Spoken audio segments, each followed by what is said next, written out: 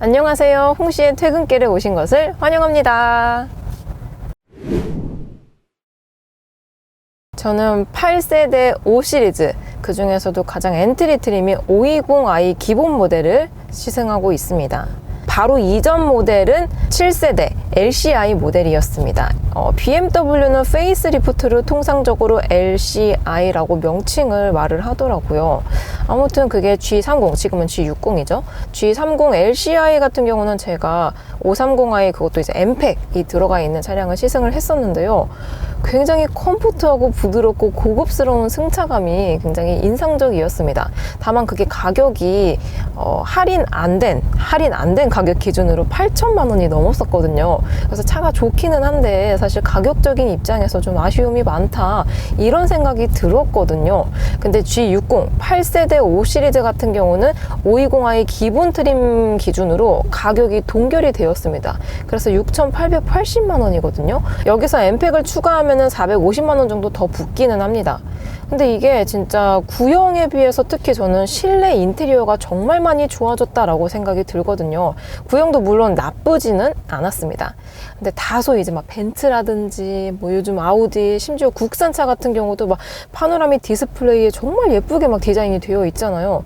근데 뭔가 좀 올드해 보이는 그런 공조 시스템과 약간 작아 보이는 디스플레이 화면, 이런 것들이 약간 시대상이 느껴져서 호불호가 있을 수도 있겠다 싶었는데, 와, 진짜 이 8세대 5 시리즈는 신형 7 시리즈에 들어갔었던 디자인을 정말 많이 가져온 것 같습니다. 특히 지금 제가 타고 있는 거는 520i라서 인터랙티브 바, 엄청 예쁜 거 있잖아요. 그게 미적용이 되어 있어서 아쉽기는 한데, 근데 요건 또 할 말이 있습니다. 530i부터는 기본적으로 적용이 되거든요.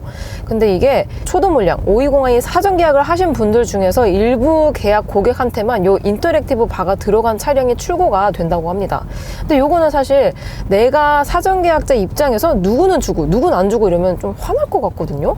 그리고 어떤 분이 이런 말을 하시더라고요. 신형 5 시리즈의 핵심은 인터랙팅 바다, 이거 없으면은 5 시리즈를 살 이유가 없다 라고까지 말을 하셨는데, 그런 걸로 이렇게 좀 차별을 둔다면은 저 같아도 좀 기분이 좋지는 않겠다라는 생각이 듭니다.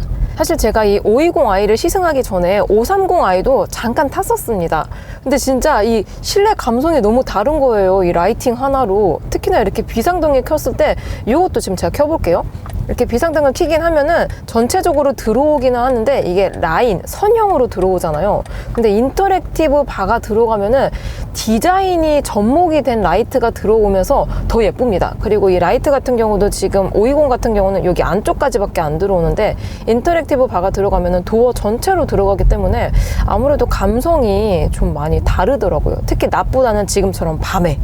그리고 실내 내장재에도 530과 520 간의 차이가 조금 있었습니다. 특히나 이제 BMW, 요즘 BMW 차량들은 스와로보스키 크리스탈을 많이 사용을 하잖아요. 그래서 이 기어노브라든지 곳곳에 이 스와로보스키 크리스탈이 들어가서 와, 너무 예쁘다라는 느낌이 들었는데, 520i에는 아쉽게도 크리스탈이 적용이 되지가 않습니다. 그래서 이런 것도 트림 간의 차별이 좀 심하다라고 느껴지고, 특히나 이제 이게 지금 비건 소재 가죽이 들어갔다고 하는데요. 말이 비건이지 솔직히 말하자면 그냥 인조 가죽인 거예요. 인조 가죽, 진짜 가죽이 아니니까요. 그래서 촉감이 뭐 인조 가죽 치고는 나쁘지는 않지만 천연 가죽에 비해서는 약간 이런 시트의 질감이라든지 아니면 쿠션의 강도, 이런 것들이 약간의 차이가 있기 때문에 요거는 실차를 보시고 선택을 하시면 조금 더 좋을 것 같긴 해요. 근데 저는 개인적으로 요 정도의 시트 소재도 뭐 나쁘다고 생각이 들진 않는 것 같습니다. 근데 가격을 보면 또 납득이 돼요. 이게 기존 버전보다 정말 많이 좋아졌는데 520i 기본 트림 같은 경우는 가격이 동결되었고요.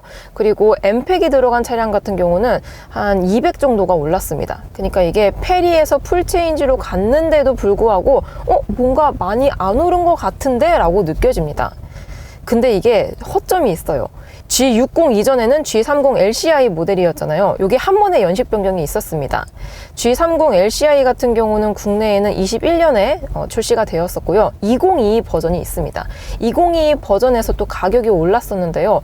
초기형 G30 LCI와 지금 제가 타고 있는 G60 바디 520i를 기준으로 보았을 때 가격이 약 520만 원이 올랐습니다.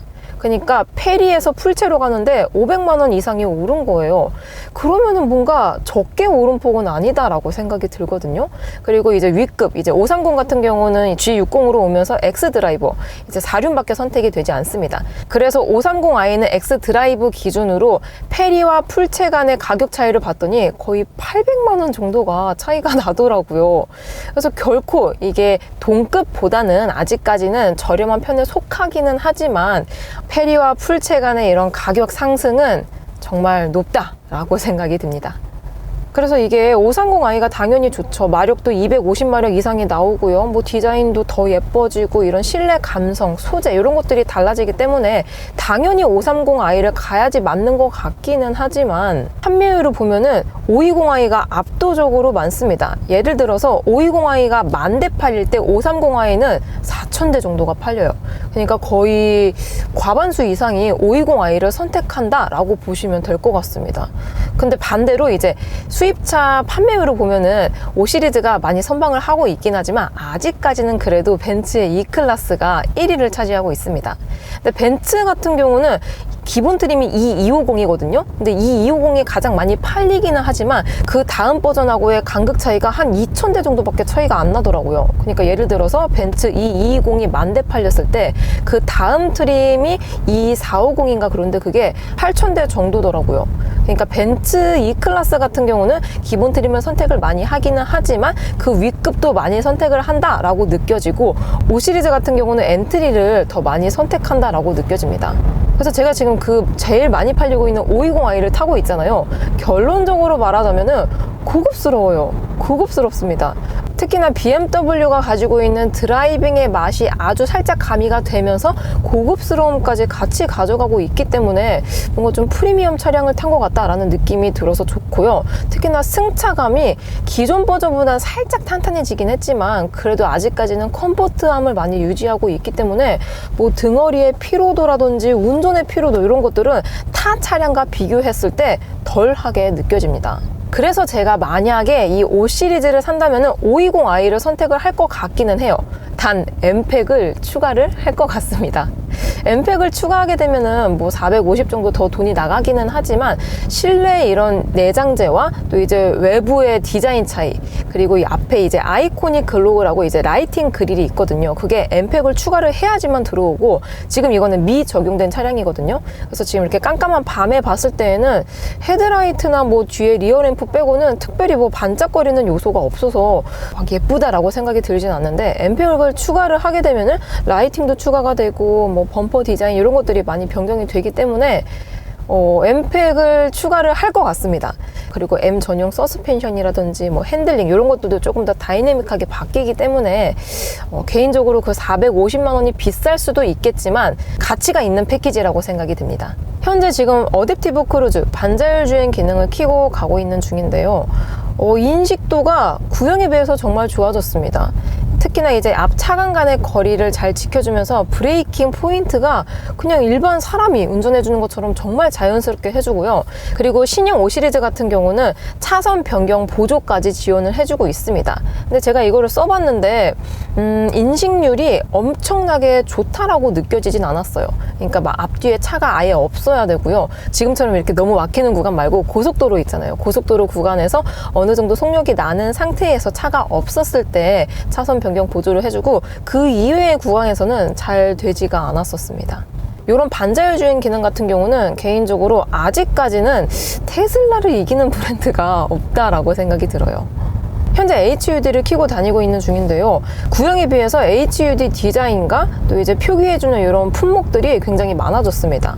HUD 같은 경우는 하나, 둘, 셋, 넷, 총 5단계 디자인을 고를 수가 있고요. 다양한 목록들을 HUD로 표현을 해주기 때문에 굳이 계기판을 보지 않아도 돼서 편리한 것 같습니다. 다만 아쉬운 요소 중에 하나가 모든 기능들이 이 모니터 안에 담겨 있기 때문에 운전 중의 조작성은 구형에 비해서는 조금 안 좋아진 것 같긴 해요. 근데 요거는 지금 이 5 시리즈 한정이 아니라 요즘에 대다수의 차량들이 이런 물리적인 버튼을 없애고 다 모니터에 집어넣는 추세인 거잖아요. 그래서 이게 디자인적으로 심미적으로는 좋을 수 있어도 운전 중 조작성은 버튼식에 비해서는 나쁘다. 요거는 지금 요즘 다 공통사항인 것 같아요. 그래서 이게 무슨 뜻이냐, 물리적인 버튼 같은 경우는 뭐 버튼이 움직이지 않잖아요. 그 자리에 붙박이로 있으니까. 그래서 뭐 한두 번 정도 타면은 금방 이 위치를 인식을 사람이 할 수 있기 때문에 바로 탁탁탁 누를 수가 있거든요. 근데 이렇게 디스플레이라든지 모니터에 들어가 있는 버튼들은 위치가 붙박이 고정식이 아니기 때문에 계속 이렇게 한번 이렇게 링크를 타고 가줘야 되는 형식이다 보니까 붙박이 버튼식에 비해서 사용성이 안 좋을 수밖에 없는 것 같습니다. 한마디로 외워야 될 버튼의 위치들이 훨씬 더 많아졌기 때문입니다. 그리고 당장 드라이브 모드만 보더라도 드라이브 모드는 지금 여기 센터에서 조절을 할 수가 있거든요. 그래서 이 마이 드라이브 모드를 누르면은 한 번 더 조작을 해줘야 돼요. 보통의 형식들은 그냥 버튼으로 꾹꾹꾹꾹 누르면은 바꿔지는 그런 차량들이 많은데 요거는 모드를 바꾼 다음에 다시 또 다이얼을 돌려가지고 다시 한번 또 클릭까지 해야지, 이래야지 바뀌기 때문에 외워야 되는 버튼의 위치와 기능들이 정말 많아진 것 같습니다.